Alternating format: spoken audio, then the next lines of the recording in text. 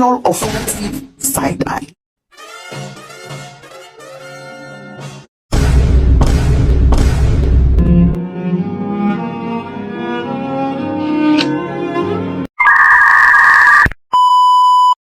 Agama itu mengontrol sense agar selalu bermoral. Agama butuh sense untuk menjamin agar agama bersih dari mitologi-mitologi. Islam harus kemudian bukan hanya berdamai, tapi terintegrasi dengan sains, meskipun pada wilayahnya masing-masing. Karena keduanya ini memiliki metodologi yang berbeda. Sains itu bersifat empiris, kemudian agama bersifat intuitif. Tapi harus saling mengisi keduanya untuk kemudian membangun peradaban yang betul-betul megah, yang betul-betul gagah.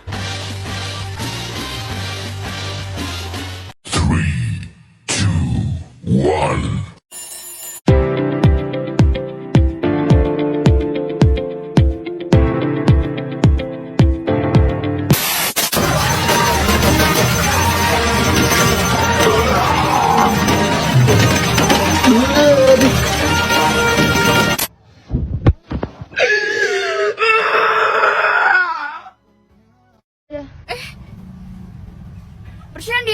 Bercanda.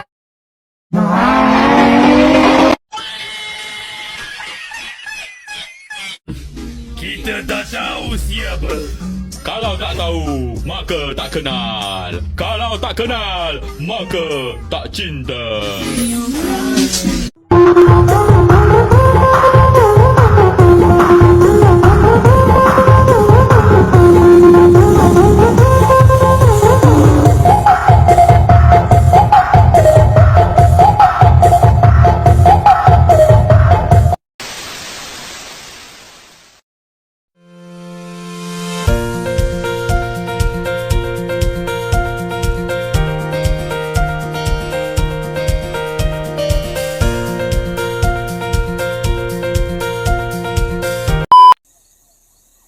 Okey. Dah on ni. Assalamualaikum warahmatullahi wabarakatuh. Sebelumnya saya mengucapkan terima kasih kepada Bapak Mutama MED selaku dosen mata kuliah Harmonisasi Sains dan Agama. Puji syukur kita panjatkan kepada Allah Subhanahu wa taala dan tak lupa shalawat salam kita haturkan kepada Nabi Muhammad SAW. Sebelumnya, perkenalkan nama saya Dwi Yasminasari dengan NIM 204240030 dari kelas PIAUD A. Di sini saya akan membahas arti penting materi harmonisasi sains dan agama bagi guru SMA.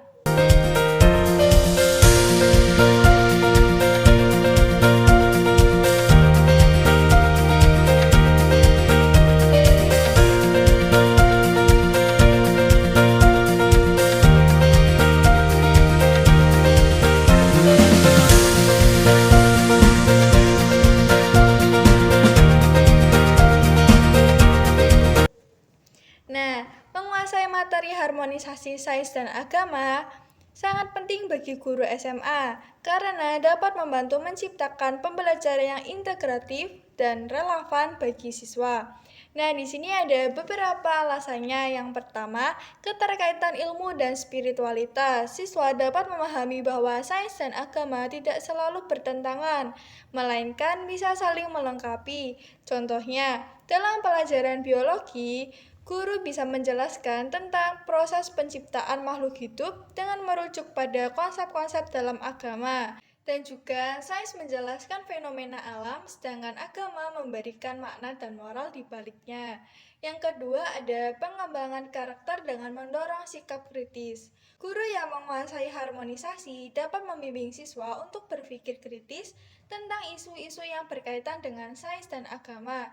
Contohnya, diskusi tentang etika dalam penelitian ilmiah di mana siswa diajak mempertimbangkan perspektif agama mengenai etika.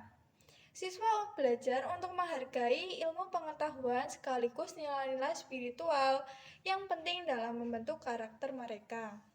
Yang ketiga ada mengatasi konflik. Dalam konteks di mana sains dan agama sering dianggap bertentangan, guru dapat membantu siswa mengatasi konflik antara sains dan agama. Menciptakan lingkungan belajar yang lebih inklusif dan harmonis. Contohnya, mengajarkan teori evolusi sambil menjelaskan pandangan agama tentang penciptaan dalam konteks yang mendukung dialog. Yang keempat, meningkatkan keterlibatan siswa. Mengaitkan materi dengan nilai-nilai agama dapat meningkatkan motivasi siswa. Contohnya, saat membahas perubahan iklim, guru bisa mengaitkannya dengan ajaran agama tentang menjaga bumi. Yang kelima, mempersiapkan siswa untuk tantangan. Dengan pemahaman yang baik, siswa lebih siap menghadapi tantangan yang muncul di masyarakat, di mana sains dan agama sering dibicarakan bersamaan. Contohnya, siswa dapat terlibat dalam debat mengenai bioetika yang melibatkan pandangan ilmiah dan keagamaan. Nah, dengan menguasai materi ini, guru tidak hanya mengajarkan pengetahuan, tetapi juga membentuk karakter dan pemikiran siswa yang lebih terbuka dan kritis. Alasan-alasan untuk dia hidup itu nggak ada di sains. Nggak ada. Artinya orang memahami sains semakin banyak tidak membantu dia untuk semangat dalam kehidupan. Makanya negara-negara yang paling saintifik angka bunuh dirinya paling tinggi juga. Jerman, Jepang, Korea. Korea. Nah, itu. Karena mereka mungkin tahu what and how tapi nggak tahu ngapain aku hidup di dunia Why? ini. Artinya kalau aku lihat di situ aku bilang bro, ketika aku udah masuk Islam aku jadi ngerti. Oh, ternyata sains itu memang berkontribusi. Banget. Tapi dalam what and how. Benar. Tapi kontribusi ketika why, kenapa aku harus hidup? Kenapa aku harus hidupnya seperti ini, bukan seperti itu dan Iya. segala macam. Itu semuanya agama. Contoh bro ya, aku pernah bilang gini. Andai kan dunia ini memang gak adil, kenapa gue diciptain jadi orang kuat? Oke. Kalau aku jadi orang kuat di hutan, yang paling kuat dia yang menang. Antum Iya. bayangin kalau ada orang kuat, dia gak tersentuh apapun bro. Benar. Hidupnya bisa enak banget. Iya. Tapi karena agama kita jadi ngerti. Jadi orang paling kuat bukan berarti kamu harus menzolimi orang lain. Nah, Itu yang ngajarin agama. posisi. Itu yang ngasih tahu kemudian bagaimana caranya cope dengan sesuatu. Iya. Kita kehilangan orang yang sangat kita cintai. Terus kita berkata, kenapa harus aku yang dapat? Aku orangnya baik. Ada orang nikah dengan baik-baik. Kemudian dia sudah berapa puluh tahun dia nggak dapat anak misalnya. Ya. Kenapa harus aku? Itu orang-orang lain tuh berzina. Ya. Kenapa dia dapat aku nggak? Itu nggak ada jawabannya dalam sains. Karena sains nggak ngerti ini Ya. maksudnya. Nah itu semua ada jawaban di dalam agama. Benar. Menarik banget. Ini Artinya jangan pernah menjadikan Al-Quran sebagai kitab sains.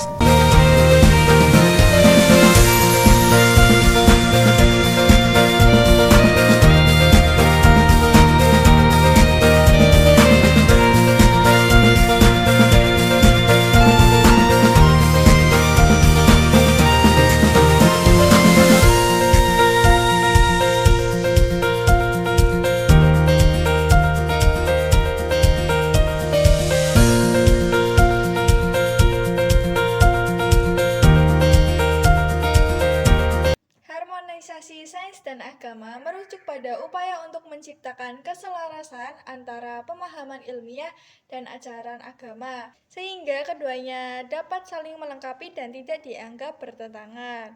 Nah, di sini ada definisi sains. Sains merupakan sebuah sistem pengetahuan yang berdasarkan pada pengamatan, eksperimen, dan logika untuk memahami alam semesta. Sains sendiri berfokus pada penjelasan empiris dan dapat diuji melalui metode ilmiah. Sedangkan agama, suatu sistem kepercayaan yang berkaitan dengan nilai-nilai, moralitas, dan makna hidup. Agama seringkali memberikan panduan tentang etika dan tujuan hidup berdasarkan ajaran spiritual.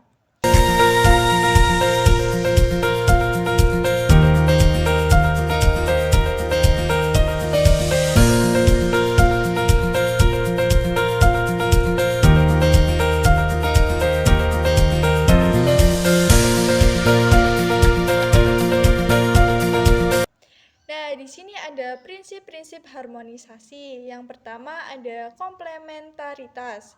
Sains dan agama dapat memberikan wawasan yang berbeda, tetapi saling melengkapi tentang realitas. Sains menjelaskan bagaimana alam bekerja, Sementara agama sering menjelaskan mengapa kita ada dan tujuan hidup kita. Nah, yang kedua ada dialog dan diskusi, mengajak ilmuwan dan pemuka agama untuk berdialog tentang isu-isu yang berkaitan dengan keduanya, seperti bioetika, penciptaan, dan tanggung jawab terhadap lingkungan.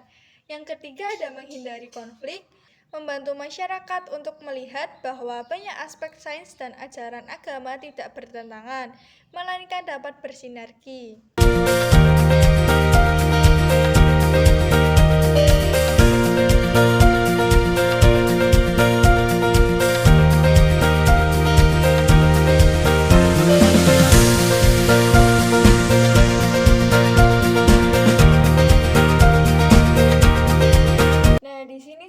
Menjelaskan mengenai relasi sains dan agama menurut Ken Wilber. Nah, Ken Wilber ini seorang filsuf kontemporer, mengembangkan teori yang menghubungkan sains dan agama melalui pendekatan integral. Dalam pandangannya, relasi antara sains dan agama dapat dipahami melalui 5 konsep, yaitu yang pertama ada perspektif integral.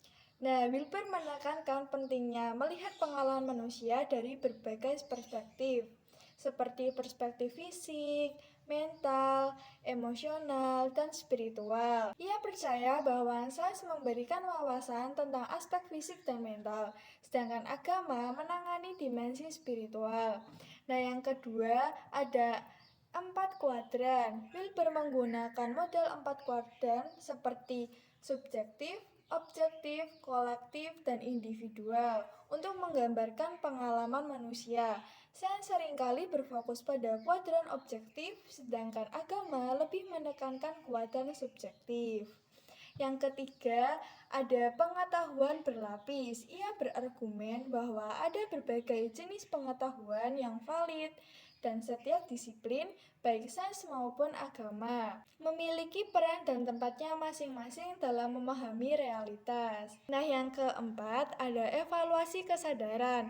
Wilber melihat bahwa baik sains maupun agama berkontribusi pada evaluasi kesadaran manusia.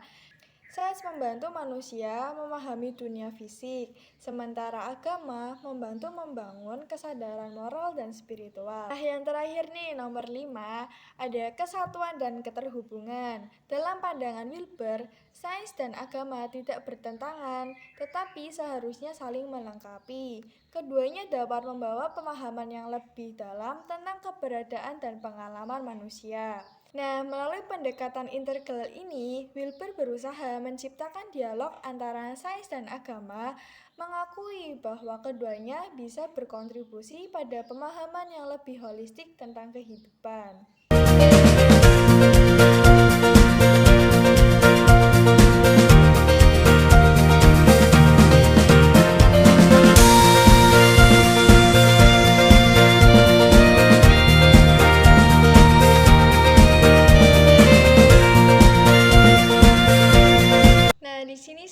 Menjelaskan perbedaan dan persamaan harmonisasi sains dan agama. Yang pertama ada perbedaan. Metode pendekatan. Sains berdasarkan metode ilmiah yang melibatkan observasi, eksperimen, dan pengujian hipotesis. Sains mengutamakan bukti empiris, sedangkan agama berdasarkan kepercayaan, ajaran, dan teks suci. Agama mengandalkan wahyu dan tradisi untuk membentuk keyakinan. Nah, yang kedua ada tujuan. Sains untuk menjelaskan fenomena alam dan menghasilkan pengetahuan yang dapat diterapkan dalam kehidupan sehari-hari. Sedangkan agama untuk memberikan makna, tujuan hidup, dan panduan moral serta etika kepada penganutnya. Yang ketiga ada keterbukaan terhadap perubahan. Sains bersifat dinamis dan terbuka terhadap revisi berdasarkan penemuan baru dan bukti yang muncul. Sedangkan agama seringkali lebih stabil dan berpegang teguh pada ajaran dan tradisi yang sudah ada, meskipun interpretasi dapat berkembang.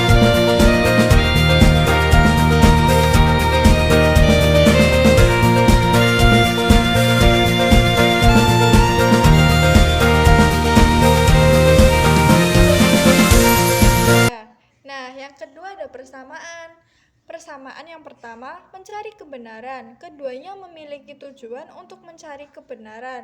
Meskipun dengan cara yang berbeda, sains mencari kebenaran melalui bukti dan logika. Sementara agama mencari kebenaran melalui iman dan ajaran. Persamaan yang kedua ada pengaruh dalam kehidupan manusia. Baik sains maupun agama memiliki dampak signifikan terhadap cara manusia memahami dunia dan bertindak di dalamnya. Keduanya dapat membentuk nilai, norma, dan pandangan hidup. Yang ketiga ada pertanyaan eksistensial. Keduanya berupa menjawab pertanyaan besar tentang kehidupan, seperti asal-usul manusia, tujuan hidup, dan moralitas. Sains memberikan penjelasan tentang bagaimana sesuatu terjadi, sementara agama menjelaskan mengapa sesuatu ada. Teman-teman, sebelum kita melanjutkan materinya, kita ice breaking terlebih dahulu ya.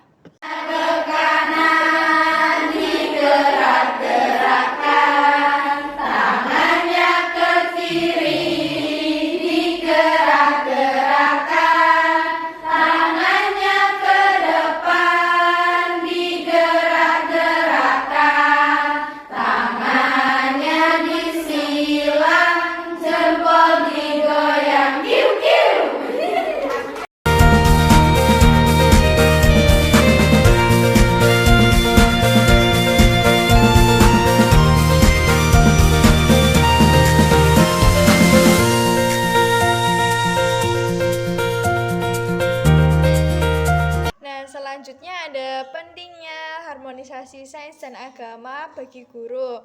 Yang pertama ada pemahaman holistik. Guru yang memahami harmonisasi dapat memberikan penjelasan yang lebih menyeluruh kepada siswanya. Guru dapat mengaitkan konsep sains dengan nilai-nilai agama, membantu siswa memahami dengan cara yang lebih terintegrasi. Yang kedua, mengurangi konflik. Dengan pengetahuan tentang harmonisasi, guru dapat mengatasi ketegangan antara sains dan agama yang sering muncul di kalangan siswa, memungkinkan siswa untuk mendiskusikan isu-isu tersebut dengan terbuka dan lebih kritis. Yang ketiga, pengembangan sikap kritis. Guru dapat mendorong siswa untuk berpikir kritis tentang isu-isu yang melibatkan sains dan agama. Diskusi tentang etika, lingkungan, dan nilai-nilai moral dapat memperkaya pemikiran siswa. Yang keempat, meningkatkan keterlibatan siswa. Mengaitkan pelajaran sains dengan nilai-nilai agama dapat meningkatkan minat siswa. Mereka akan lebih terlibat dalam pembelajaran ketika mereka melihat relevansi materi dengan kehidupan mereka. Nah, yang kelima, mempersiapkan untuk tantangan masa depan. Dengan pemahaman yang baik tentang harmonisasi, siswa akan lebih siap menghadapi tantangan di masyarakat yang berkaitan dengan kemajuan sains dan teknologi, serta implikasi etis dan moralnya. Yang keenam, pengembangan karakter. Harmonisasi membantu guru dalam membentuk karakter siswa. Mengintegrasikan nilai-nilai agama dalam konteks sains dapat membantu siswa mengembangkan sikap yang bertanggung jawab dan etis. Nah, yang ketujuh, pendidikan berbasis nilai. Guru dapat menciptakan lingkungan belajar yang tidak hanya fokus pada pencapaian akademis, tetapi juga pada pengembangan nilai-nilai moral dan spiritual, menciptakan siswa yang seimbang secara intelektual dan emosional. Nah, dengan menguasai materi harmonisasi sains dan agama, guru dapat menjadi pendidik yang lebih efektif dan relevan, membantu siswa mengembangkan pemikiran kritis dan sikap yang bijaksana dalam menghadapi tantangan kehidupan.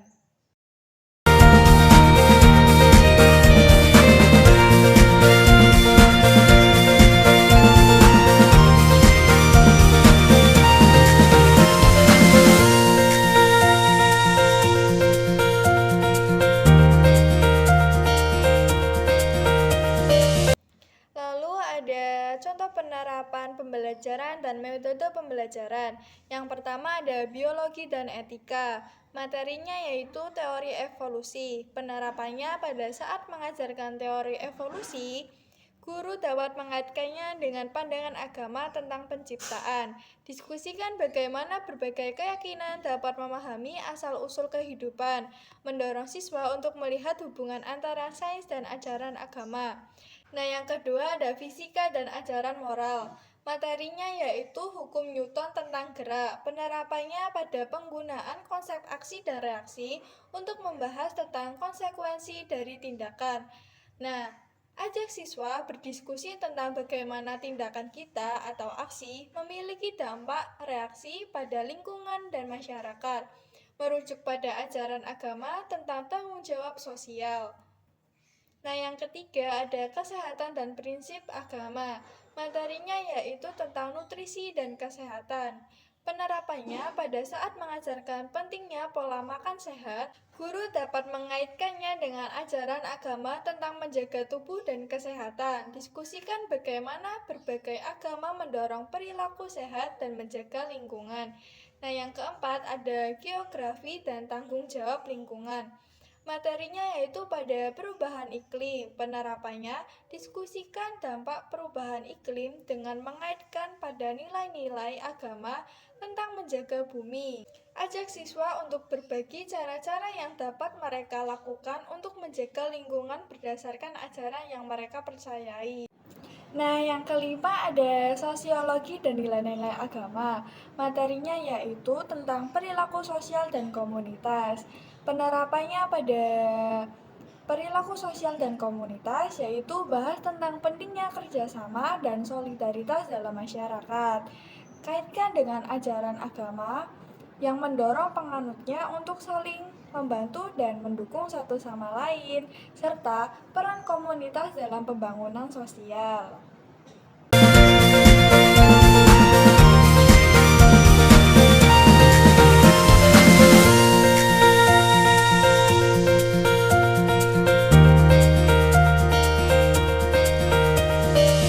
Nah, teman-teman, metode pembelajaran ada dua, yaitu yang pertama ada debat dan diskusi, mengadakan debat mengenai isu-isu terkini yang melibatkan sains dan etika agama, seperti penelitian genetika atau penggunaan teknologi. Nah, yang kedua ada proyek kolaboratif. Siswa dapat melakukan proyek yang menggabungkan aspek sains dengan nilai-nilai agama.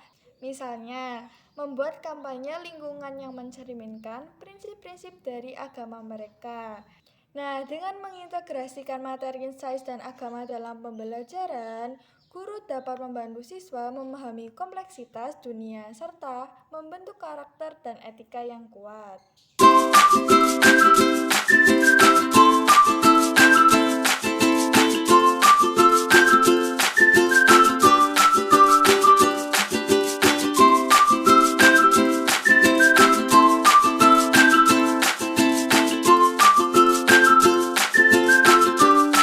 Selanjutnya ada manfaat harmonisasi sains dan agama untuk siswa. Yang pertama, pemahaman yang lebih mendalam. Siswa dapat memahami konsep-konsep ilmiah dengan lebih baik ketika mereka dapat mengaitkannya dengan nilai-nilai agama, membantu mereka melihat dunia dan berbagai perspektif. Yang kedua, pengembangan sikap kritis. Diskusi antara sains dan agama mendorong siswa untuk berpikir kritis dan analitis. Mereka belajar untuk mengevaluasi informasi dan berbagai sumber dan membentuk pendapat yang terinformasi. Nah, yang ketiga ada etika dan moralitas. Siswa belajar untuk mengaitkan pengetahuan ilmiah dengan prinsip-prinsip etika, membantu mereka membuat keputusan yang bertanggung jawab dan bermoral dalam situasi nyata. Yang keempat, keterlibatan emosional. Mengaitkan pelajaran dengan nilai-nilai agama dapat meningkatkan minat dan keterlibatan siswa. Mereka lebih terhubung dengan materi ketika dapat melihat relevansinya dalam kehidupan mereka. Nah, yang kelima, pengembangan karakter. Siswa yang memahami harmonisasi cenderung mengembangkan karakter yang kuat, termasuk empati, tanggung jawab sosial, dan kepedulian terhadap lingkungan. Yang keenam, persiapan untuk tantangan masa depan. Dengan pemahaman yang baik tentang hubungan antara sains dan agama, siswa lebih siap menghadapi tantangan kompleks di masyarakat, seperti isu-isu bioetika dan perubahan iklim. Yang ketujuh ada kemandirian berpikir. Siswa belajar untuk tidak menerima informasi secara mentah-mentah, melainkan menganalisis dan mempertimbangkan berbagai pandangan sebelum mengambil kesimpulan. Yang terakhir, keterampilan komunikasi. Diskusi tentang sains dan agama dapat meningkatkan kemampuan siswa dalam berkomunikasi secara efektif, baik lisan maupun tulisan saat menjelaskan pandangan mereka. Dengan demikian, harmonisasi sains dan agama tidak hanya memperkaya pengetahuan akademis siswa, tetapi juga membentuk karakter dan etika yang kuat, mempersiapkan mereka untuk menjadi individu yang bertanggung jawab dan berdaya saing di masyarakat. Nah, dapat disimpulkan bahwa harmonisasi sains dan agama merupakan konsep yang sangat penting dalam pendidikan, terutama bagi guru SMA.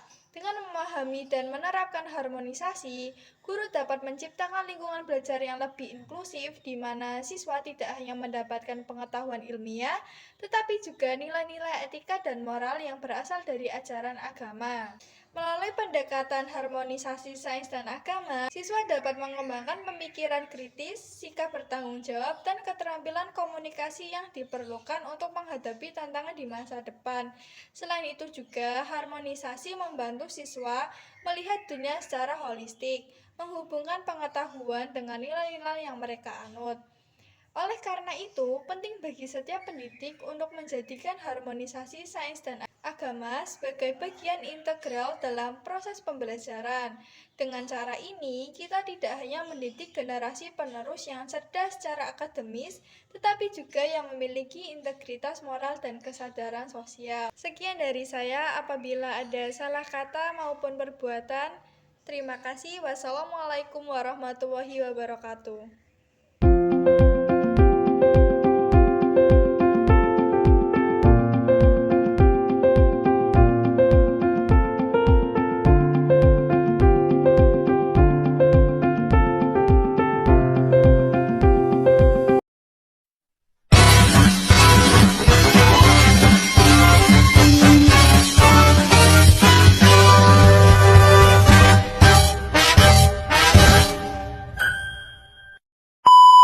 Oke teman-teman, terima kasih sudah menonton videonya.